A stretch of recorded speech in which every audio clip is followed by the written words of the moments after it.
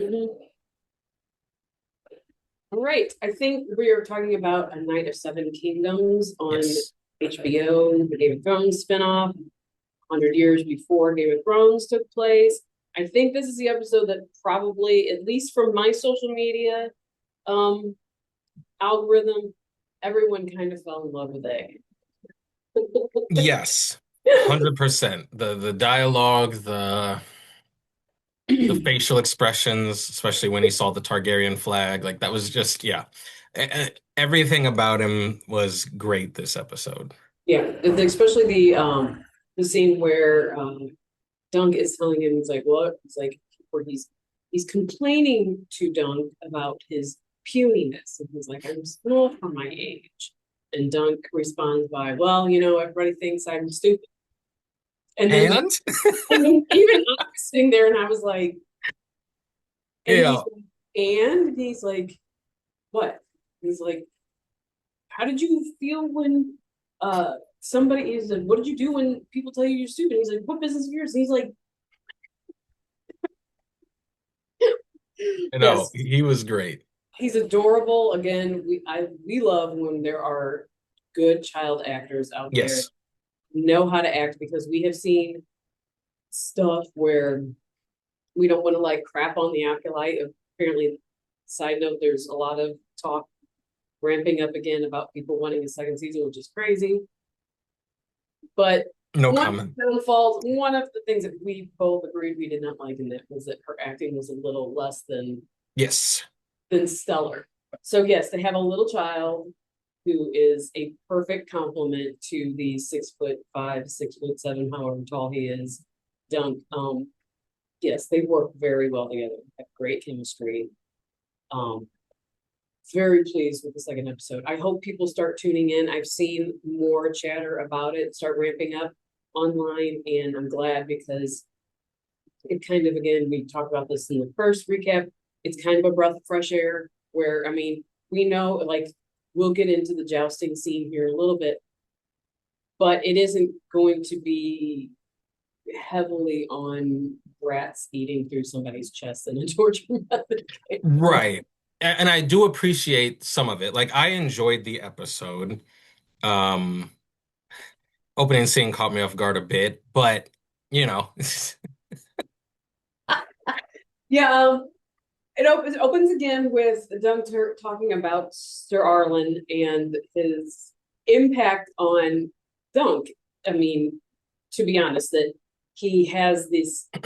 He's going around this jousting event trying to get somebody to remember Ser Arlan so he can compete and so Dunk can compete in his name at this jousting event. And so these are flashbacks of Dunk having of Ser Erlin and kind of a little bit more gentle than what our first episode flashbacks were a lot of hitting him. This one was yes. like showing his kindness, but like they were still very much hedge knights down and out.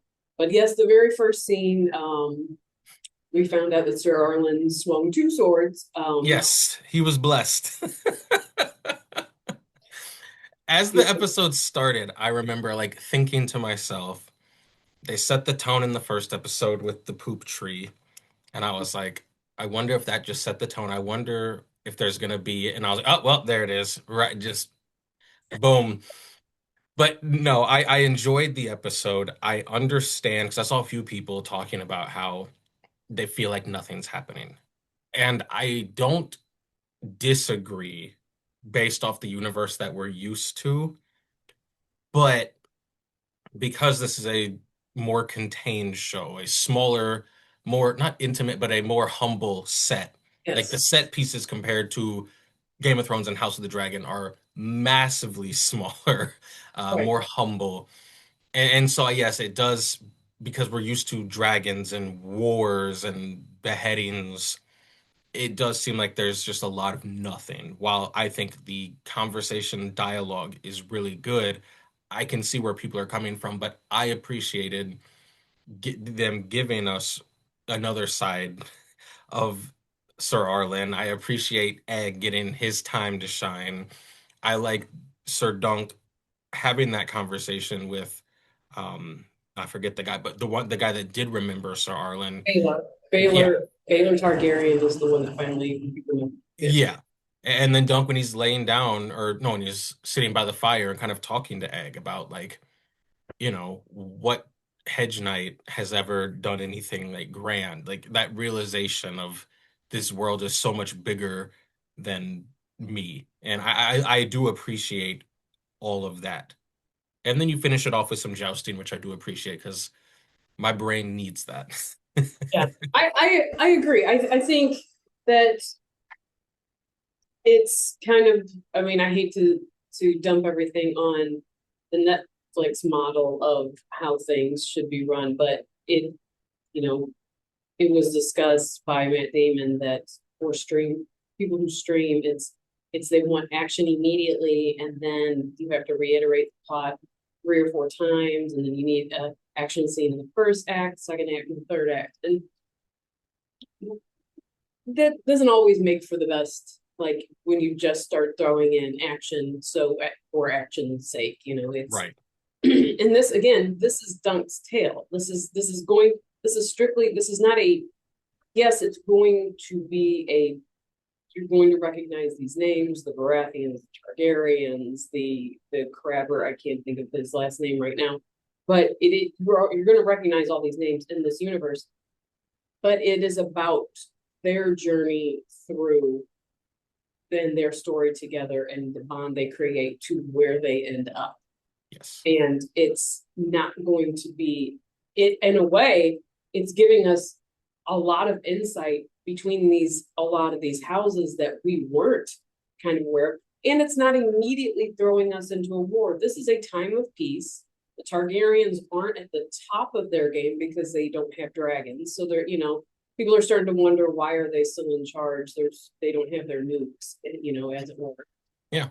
But it's just kind of you seeing how these interactions in these houses all get along when it's not just conflict. Now we all know that conflict can happen. Like the one girl said to Dunk when she was hiding, she says, "Wars have started for less." Like Yeah. these boys can't be found. But it is just kind of a nice calm, just kind of letting you get in there and feel your way around these different kingdoms and these different people who are ruling them. And maybe something will happen. I haven't read the book yet.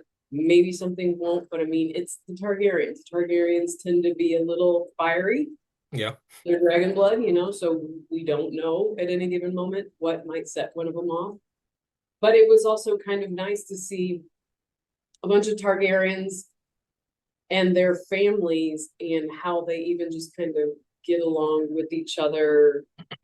Like Baylor and Makar's relationship, the older brother and the younger brother was perfect. Like Makar just had no patience for whatever Dunk was trying to say and do.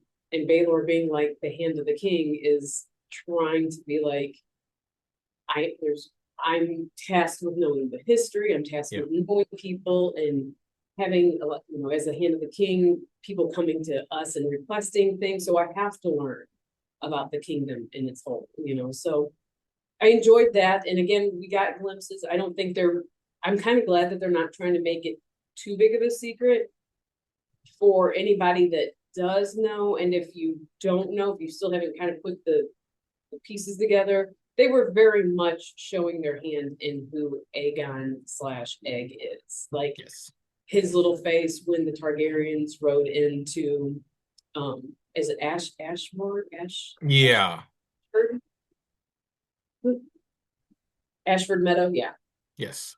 So everybody that arrives there, when he's like, and he's like, I gotta get back to camp. People might steal something. It's like, brother, you don't have anything to steal, so I don't know. Right. You kind of see that they did use Aegon's name right off the bat when the Targaryens were talking about there's 2 brothers still missing, there's 2 kids still missing. I think it's Darien. I think it's one of them that's Darien the drunk Targaryen. Yeah, Darien the drunk and Aegon. And the fact that like Egg is he refers to, I think he's like Valar Targaryen. He doesn't call him Sir or Lord Valar. He just calls his cousin by his name, Valar. It's like, that's a scene. It's like how he says my lord instead of my lord. how he knows like how the crabber. I was gonna say the Crabbers, like he made it very clear that he's in the know. Right. He's and Dunk in all of his like he's just so innocent and pure. He's not picking up these things. Right. He's not catching the fact that Aegon's trying to he thinks he is molding Aegon into a proper squire. And no, really what's happening is Aegon is molding him into like go and chase your knighthood, become a knight, become like these houses don't mean dick, like Yeah. what you got to do and show everybody you're the best. Yeah. It's kind of funny because he can speak about doing that as from a place of privilege. Like you just go in there and just start Right. flipping over tables, and Punk's like, "Can do this the right way." Yeah. So your thoughts? I agree with all of that. And I again like this was a great episode for Egg. I thought um and I saw someone on Twitter was saying that they didn't get the point of the show. And someone else commented and was like, well, this is the show that isn't based around a war. And I think that's what throws people off a bit because when we are in this universe, we're Right. so used to a war. But when you take a step back and just listen to them talking, like we had said about last week, this is about the smaller people. And you really see that in the conversations they have, in the issues that they have. When Sir Dunk had to sell his horse Oh, to enter the tournament. Like that's something that just wouldn't have happened in the other two shows. They would have just thrown money at the problem and you move on. Like this is small people's problems that we are getting to see. And so we're getting those conversations, you're getting all of that. And it's interesting listening to Ed because he is in the know. in the know, Right. but living in the area or with people that aren't. And yeah, it provides entertaining dialogue, especially for us, the viewer, who have a 30,000 foot view and can look down and see it. I absolutely love that. And I appreciate them kind of rounding out Egg, showing that again, for the people who do know that he will become king. We might get into why this all goes badly, and all of a sudden, Little Egg is, the next in line. Um, Especially when you've got Arian. I think it's Arian, the one that showed up, the one that the Kingsguard said, "Don't worry, all the pretty ones get." Oh, Yeah, yeah. there's Arian and a few others that are Amon. I think Amon and maybe just there's the same names that you hear over and over again. But seeing that as of right now, as a child, he hasn't been snobby. He hasn't looked down on the little brother. It's very much like drawn to Dunk for some bizarre reason. Yeah. He interacts with the puppetry, like the girl, the Talise Tala the Tall, Yeah. or her, like he hasn't. He's very interested in like how she creates the fire and the puppets and all that kind of like he has a very wonderful like we're not used to seeing Targaryen. Yeah, that's very different for a Targaryen because Right. We're I used to mean, Joffrey. even exactly, like even Khaleesi, who at the start of Game of Thrones really wasn't in a position of power, she still had that air about her. Right. Where Egg, while he's in the know, he isn't snobby about it. So it's like, yeah, okay, it's a Targaryen I can tolerate. You're just like I think a lot of people have such like a PTSD in dealing with Joffrey that they're waiting for like, why isn't this going bad yet? And you're just like, Right. this one he's not gonna go bad. Like it's gonna go bad like when they're adults. Wait a But right, but like right now it's just about yeah. this wonderful journey between this guy and right now all he thinks is just a kid. You know, and I will just like spoiler if you don't want to know, it is going to be so yeah, if you don't want to know, just don't watch from here.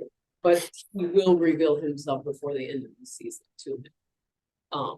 So yeah, and yeah, I think it's really cute. We're just enjoying the chemistry between these two.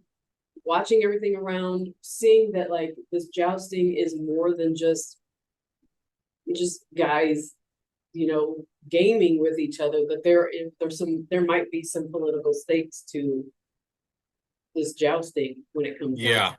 Because if somebody does end up killed and you end up killing a Targaryen, we don't know what's going to happen. Yeah. And I thought it was interesting what you said about well, like Matt Damon and Ben Affleck were talking about with, needing the plot reiterated every few scenes and then fight scenes just to have fight scenes. It kind of reminds me of the first season of Daredevil Born Again, where we had kind of talked about people went into the show expecting Daredevil to be Daredevil. And while he did have a couple scenes where he was fighting the crooked cops and all that, you didn't get full Daredevil for a few episodes because they were building the world and using dialogue to tell the story.